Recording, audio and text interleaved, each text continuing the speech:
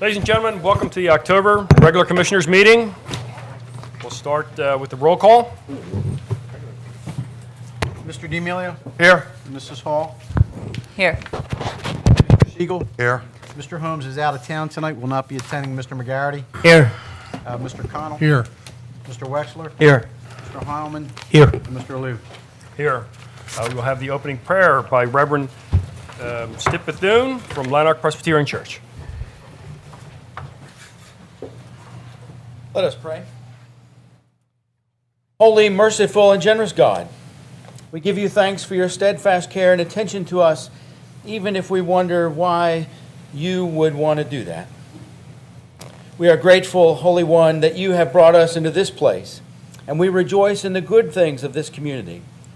We are blessed by the faithful women and men who see to all the details, from those who pick up the leaves to those who sign the checks, those who maintain the forms and enforce the ordinances, for those who respond in emergencies, and for this Board of Commissioners who vote and enact and authorize and decide. We beseech you, God of generous mercy, to be present in this meeting. Bless and sustain these commissioners in their work on behalf of our community, and join them to your desires. Help them and us to be reflections of your goodness and kindness, your justice and love. And long after this meeting is over, may the story be told that even if there is difference, it was mutual respect that prevailed. Even if there is spirited discussion, it was compromise and agreement that held sway. And even if there is disparate dreaming of what is hoped for, it was unity, community, and the bonds of friendship that were the result for all of us. Amen. Amen. Pledge allegiance to the flag of the United States of America and to the republic for which it stands, one nation, under God, indivisible, with liberty and justice for all.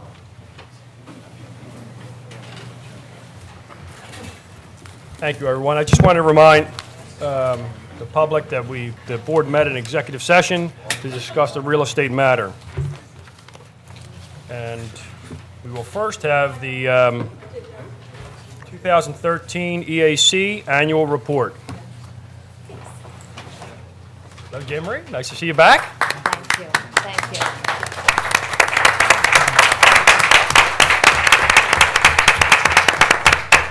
Oh, that's an honor. Thank you. Thank you. So, we often don't get to our annual report immediately in the year, but we do our darndest. And so I want to thank commissioners to start off with appointing such outstanding people to the Environmental Advisory Committee. Engineers, architects, planners, educators, a really, really outstanding group of people. A new volunteer joining us, Beth Termini, really good people. And thanks to the people helping to prepare this report and presenting tonight. Presenting include Henry Eichmann, who is our Health Committee Chair, and David Hartke was going to architect. Peter Puglianese has been doing a lot of stuff in the background as an engineer.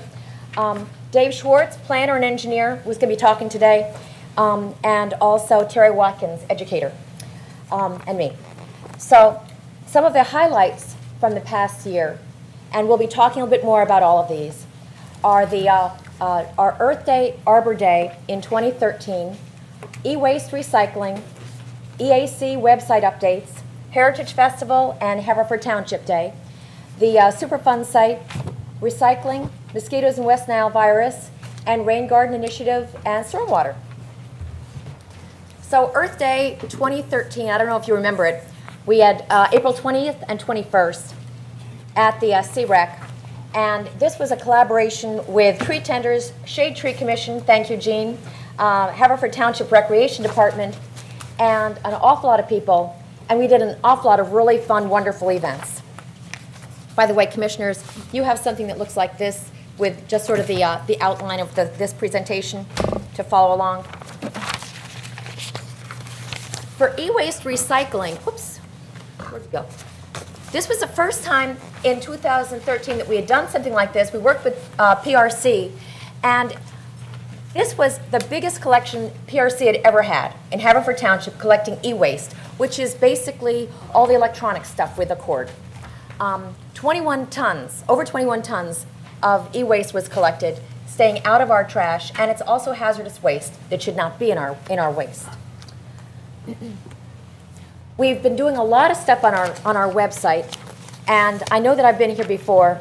I love this logo contest we done in 2012, but this was among the events that are posted on the EAC website, and we try to keep that all up to date.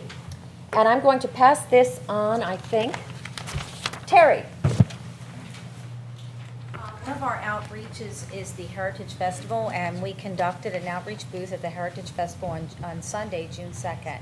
We distributed all the recycling stickers and brown bags for yard waste we had available, along with information on recycling, mosquito control, eco-friendly tips, stormwater, and tips to reduce energy. The Haverford Middle School students' poster was displayed at our EAC table. They had won the Philadelphia Zoo's 2,500 award for the Unless contest with the theme Saving Energy to Save Wildlife. And on Haverford Township Day, in addition to our outreach booth, we coordinated an expanded Haverford Township Day Green Zone and conducted EAC outreach. The Green Zone was a success with green vehicles, hybrid bus, hybrid and plug-in electric cars, hybrid bicycles, and an electric police motorcycle.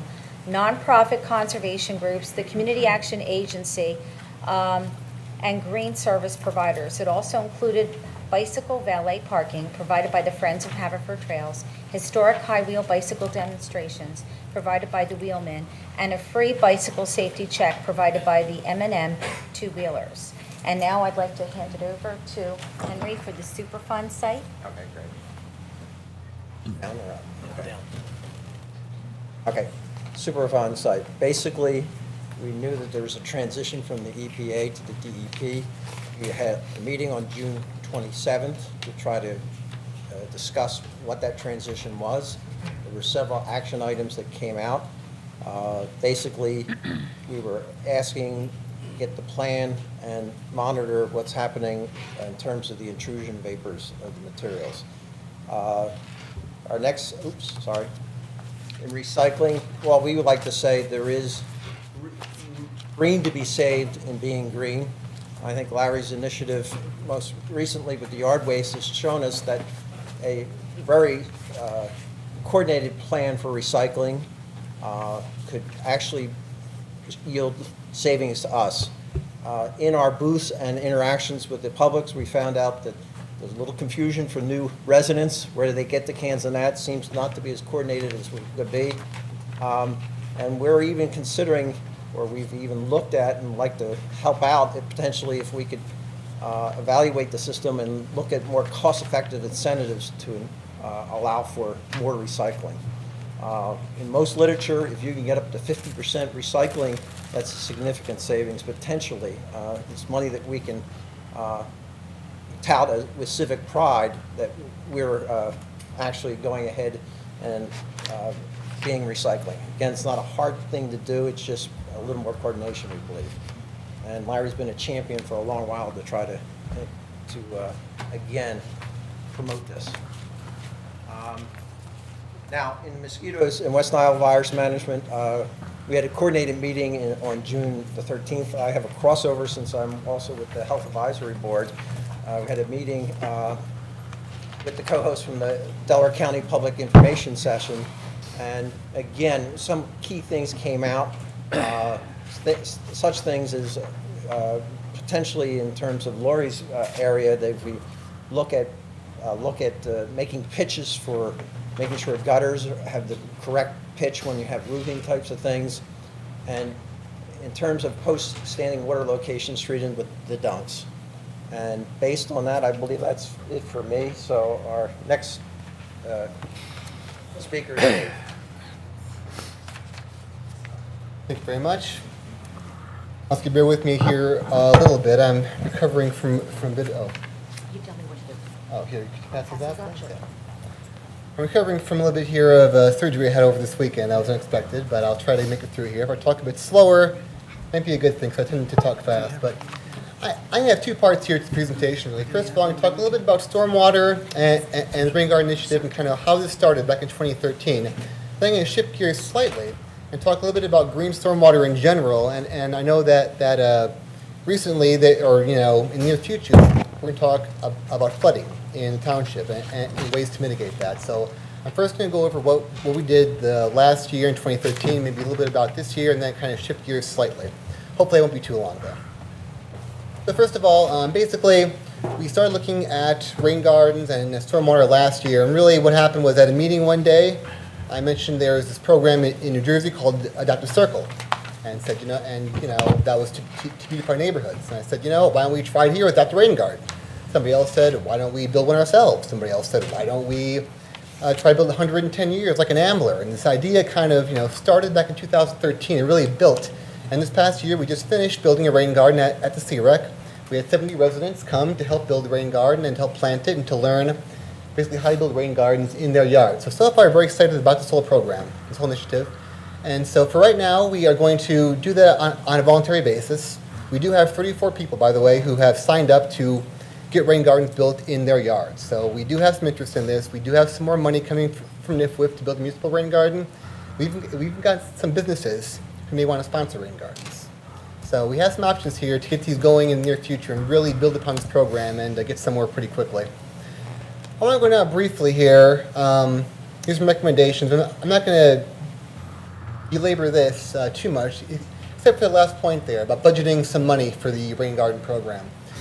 Really, with $15,000 or a bit more, that would really fund a year of our 100 rain gardens in 10 years program. And it's a pretty small amount of money based on what we often spend with stormwater. So it is budget season, so I figured it would be apropos to just sort of mention to you that if you are looking at budgets and could give a stipend to this program, that'll give us a big boost with regards to what we're doing. We're going to go for more grants, go for the free money out there, but just some food for thought.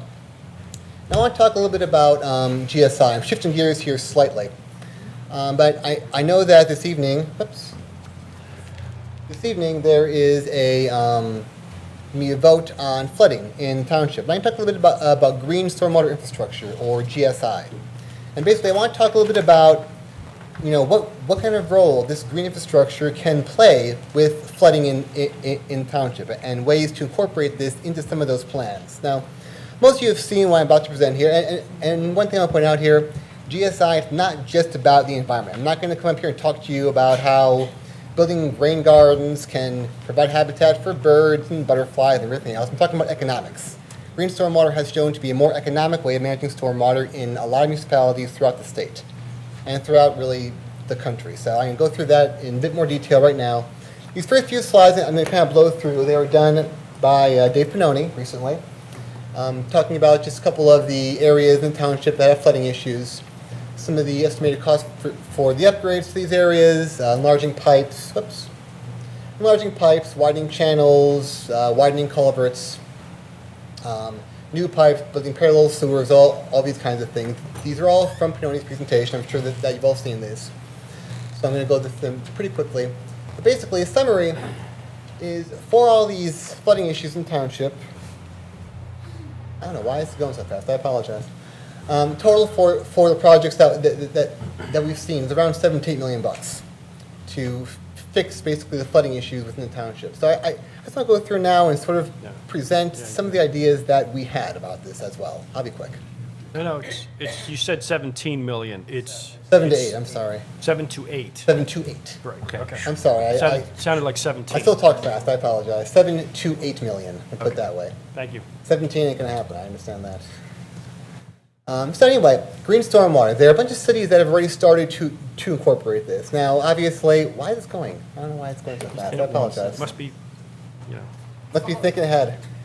Anyway, so there are a lot of cities that have incorporated GIS, and you're probably aware of Philadelphia, New York, Portland, those kind of cities.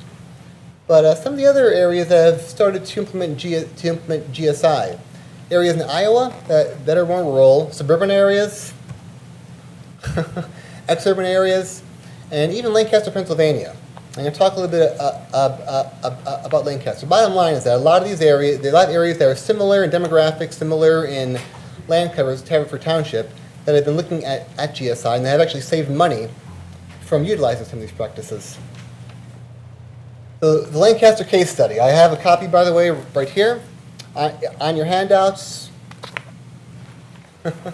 On your handouts, there is a link that discusses this study in some more detail. In Lancaster, they did a 25-year stormwater plan. They used a blended approach of what you call gray stormwater, like pipes and drainage basins and so forth, and green infrastructure.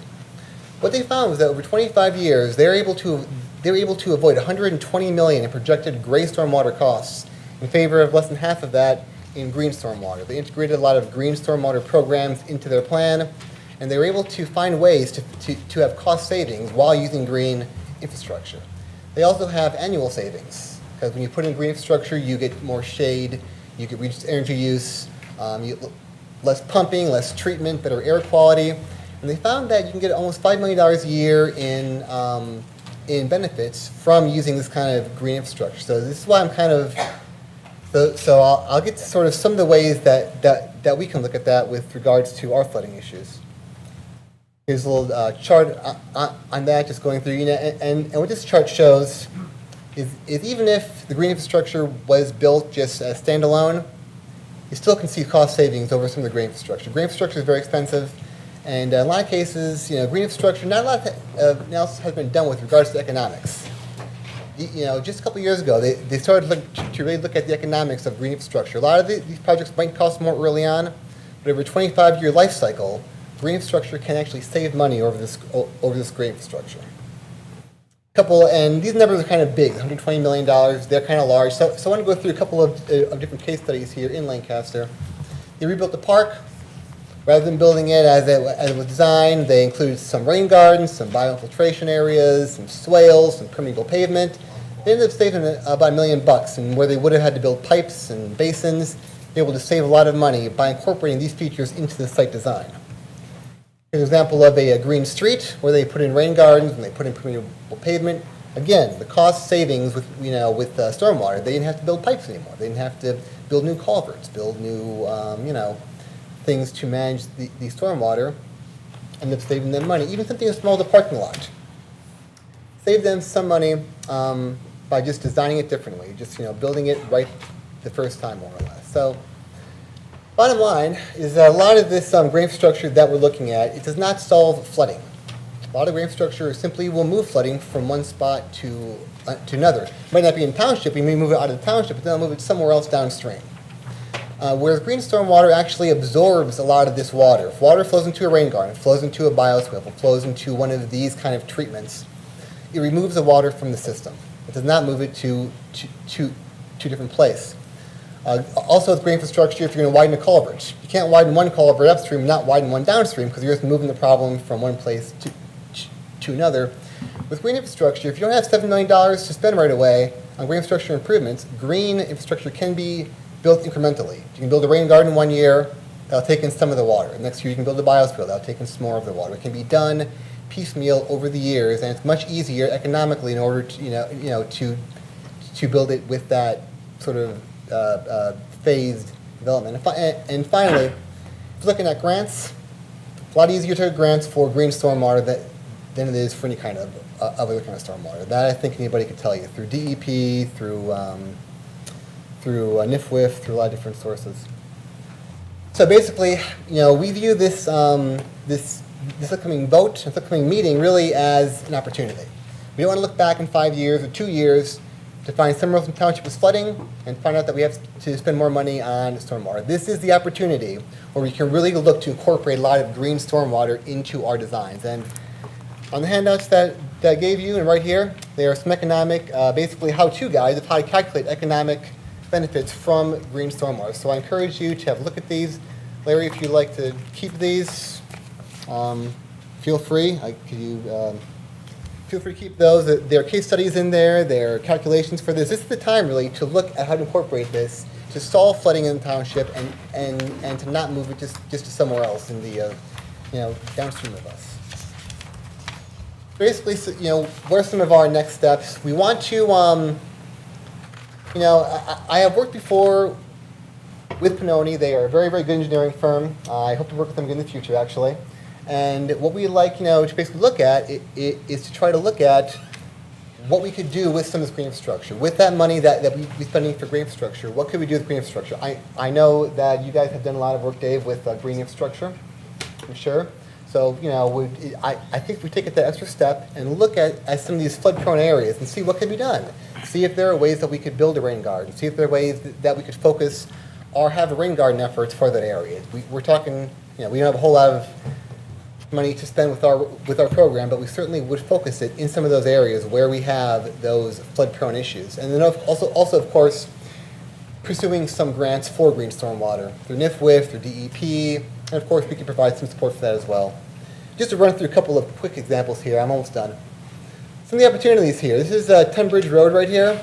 This is one of the focus areas where we're going to widen the channel, widen the culverts here. This is one of those areas where we could possibly look at putting in some larger rain gardens, some bioswales, do some things to slow down stormwater, to help it infiltrate into the soil. So maybe we don't have to do quite as much. Maybe we could incorporate this with other gray stormwater features and end up saving some money by just doing some simple things, widening some things more, planting some things, getting water into the ground, getting rid of the water as opposed to trying to accommodate the water that's there.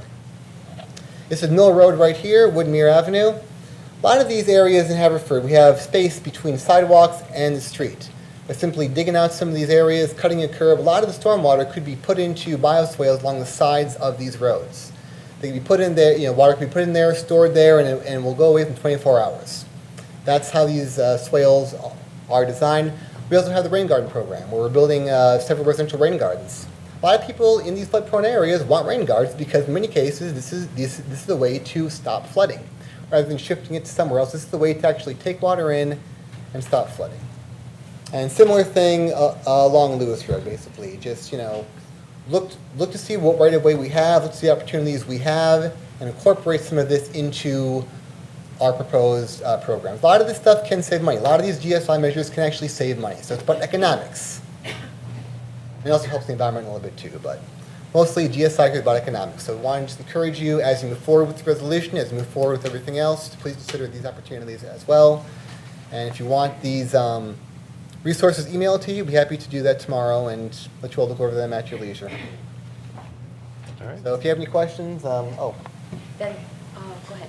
oh, One question I wondered, Sure. now these bioswales, how much rain are we talking about for them to, is this just a normal downpour or? usually they're designed to accommodate an inch of Rain over? rain. Yeah, and it depends how they're designed. They have what's called a loading factor. Rain gardens have loading factor. A lot of them can take in 10 times the amount of area. Sometimes some take in 4 times the amount of the area that they are. Typically, you want to try to keep them fairly well sized so they don't have any flooding and the plants wash away and everything. But typically, rain gardens, even ones built before Hurricane Sandy years ago, those have actually held up pretty well, and they hold the water for 24 hours and it drains into the ground naturally. Now, excuse me, and this is terrific work that you guys have done here, absolutely. You've Thanks. put a lot of time and effort into this. Is these plans that you have here for the bioswales, would they work, they could work independently, or could they work in conjunction with the township engineer's report? They could for certainly, this? absolutely. In fact, what you do for bioswales usually is you put in what's called a raised dome, a couple inches above the bottom of the bioswale. So if the bioswale, let's say you have a 100-year storm or 50-year storm or a major storm event, and these things begin to flood, you don't want them to flood completely and flow into folks' yards, but then if they do flood to the point where they raise up to this domed riser, they can then flow into there and then flow back into the township system. So it takes away a lot of the water from your existing infrastructure systems, but it also provides sort of backup in case you have one of those major events where nothing's going to fix it. Right, okay. So, yes, but no, the point is, for your typical 10-year storm, 20-year storm, these can provide some major cost savings because you're not going to have washed out culverts, your bridges are going to last longer, your whole system's going to last longer. And if you throw in trees and shading and everything else, you can spend less money on air conditioning and such in the summer. So that's kind of where this whole thing goes. And that booklet I passed off to Larry, that really goes through a step-by-step process of how to, put numbers, put like money numbers to these different benefits. So, Great work, thank you. thank you very much. So we still have some, just a final recommendations in general. And mosquitoes, I think we covered a lot of that. The gutter grade to the roof permits could really make a difference in terms of getting mosquitoes out of our environment. And remember that mosquitoes can grow in the size of a bottle cap. So there are a lot of bottle cap spaces out there with water. Letting people know where these BTI dunks are and being able to inform the township on where other places should be were all good things for dealing with mosquitoes. On recycling, get those stickers out to people. I can't tell you, every single event we have, people love, give me 2 of those recycling stickers. Yes, I have a 30-gallon can, and they're even more important than giving more recycling bins, because people can use their own 30-gallon garbage can and it becomes a recycling bin. But we need to get more of them out there and maybe mail them. Maybe once a year, mail them 2 stickers. It could make a big difference. And let's evaluate and do better on recycling in the future. For stormwater and management and flooding, I want you to know that Dave contacted us on Friday. Was it Friday or Saturday? I was just in surgery for gallbladder. So I don't know if you was noticing. This is a big deal for him even to be here. And he prepared this entire presentation, since our meeting on Thursday night and surgery in between. So Dave.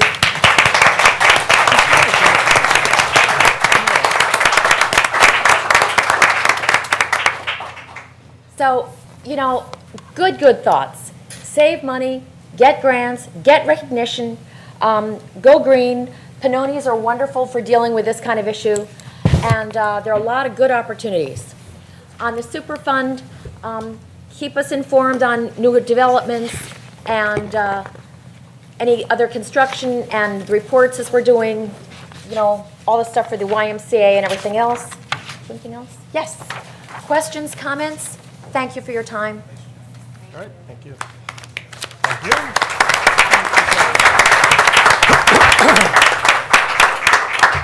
Thanks, Dave. Nice job. Oh, there it is, okay. All right. Thank you. Next, we have the Township Auditor update. He's blocking you and people want to see you. That's not the reason. That's what he said. That's what he told me. Good evening. I've reviewed the expenditures for the period commencing September 9, 2014 and ending October 14, 2014. I raised 9 questions. All 9 questions were answered to my satisfaction. Therefore, in my opinion, I believe that there are no irregularities for the period in question. Thank you.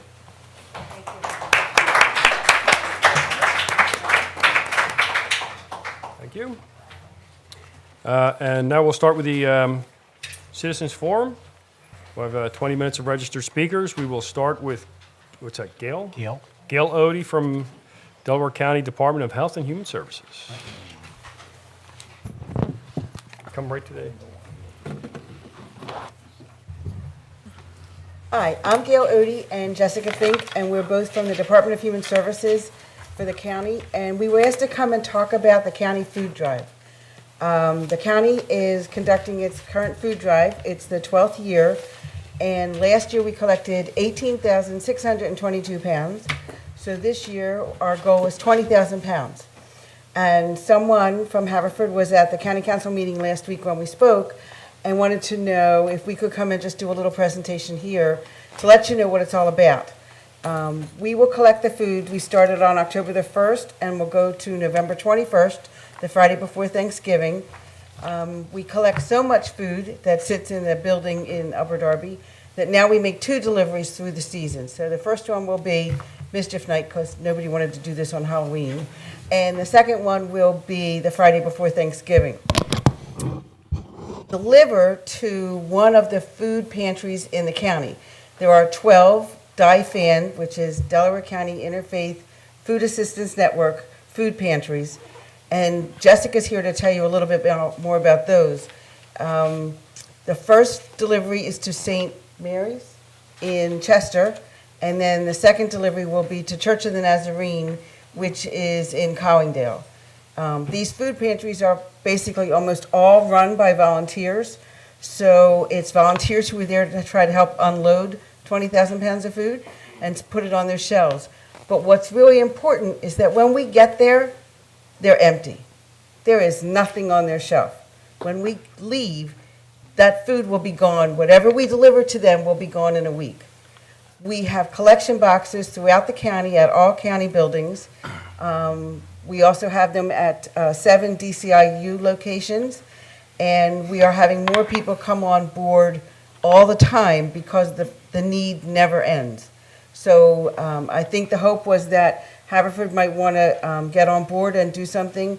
I also outreach to every high school in the county, sent letters out to all the athletic directors in the hopes that they would collect food at one high school football game. I haven't really heard back from anybody yet, but maybe that's because they all do their own drives, and we don't want to infringe on that. We just wanted to take up if something wasn't already going on. The only high school that I did hear from already had something in place, and they were willing to do it, but I didn't want to take the food. They already had something going on. So we're open to any and all suggestions for food. I have with me flyers that I can leave here, and I also have some brochures for the food cupboards and where they're located, and Jessica can talk about where they are. I'll only take a second or two because Gail did a great job in covering it. But the County of Delaware works with Family and Community Services, which is located in Media, and they kind of oversee the food distribution. We get state food and TFAP, which is Temporary Emergency Food Assistance Program dollars. Family and Community Service then oversees that to the 12 DIFAN food cupboards that they're listed in that brochure. There are also approximately 10 outreach food pantries. That means that they're not getting nearly as much food as those 12. And then, of course, you probably know in your own community that there are churches and places of worship that, have their own little food pantries that are trying to do their own mission. So just wanted to let you know that we exist. It's important for you to know that the residents of Havertown or Haverford Township usually access the Upper Darby Food Center, which is located on Wayne Avenue, or the St. Mark's on Sproul Road in Broomall. Anybody have any questions? And all this information is also on the county website. Yes? Do you have a list of different foods that you're interested in? It's all on our flyer. But they like to have foods that are heavy in protein, so they like canned soups with meat, canned meat, they'll even take that. When we do things to raise money, so we do some raffle things and 50/50s and stuff like that. And when we get money, then the day of delivery, we'll go buy fresh produce. Because normally the food centers can't take that because they don't know how long it's going to sit there. But they know ours is coming, so they have it planned, so they'll give that out. So we'll go buy potatoes and oranges and sweet potatoes and all that kind of stuff. But normally they don't take those kinds of things. But they're open to just about anything.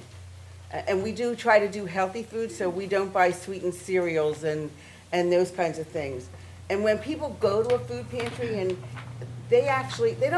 some of them let them go around and pick their food, but I've been there when I see them package it up, and they'll package it up so that it's enough food for a week for a family. And that they're getting a variety of things. They're not getting all, canned corn if they don't like it. So they do try to put together healthy alternatives for each family. There is an income level for the state food and the temporary emergency food assistance food, so you can't make over a certain amount. Now, the donated food, that's not true. So if you or I needed food and we were over the level, the food centers who get the donated food, they're able to give that to whoever walks in the door as long as they're a Delaware County resident. So just so you know that it's important to realize the benefit of having the donated food. And the day that we deliver food, it doesn't just stay in that one food pantry. They'll call the other pantries and say, it's coming today, And sometimes it gets loaded into a car as we offload it off a truck. So it doesn't even get into the building and it's already going someplace else. So they all share anyway. Thank you very much for having us. Thank you.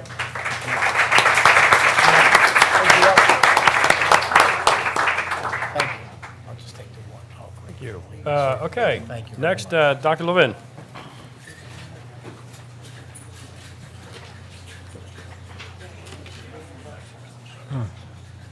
Those keys.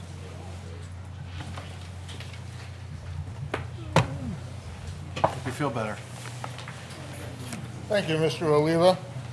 I want to take up a topic which came up at the work session. And these are the Ridgeway Road, or defined as the Ridgeway Road drainage issues. I passed out a yellow sheet of paper. I'm not going to read the whole thing to you because I don't have time, but there's the problem. A number of residents on both Ridgeway and Woodmere, and possibly in other places, have expressed a desire to have a solution to a flooding problem, which they have on Woodmere Way and on Ridgeway. The total number of people who signed a list in 2013 totals 13. This was a neighborhood group, and it was discussed, and apparently Dave Pannoni, the township engineer,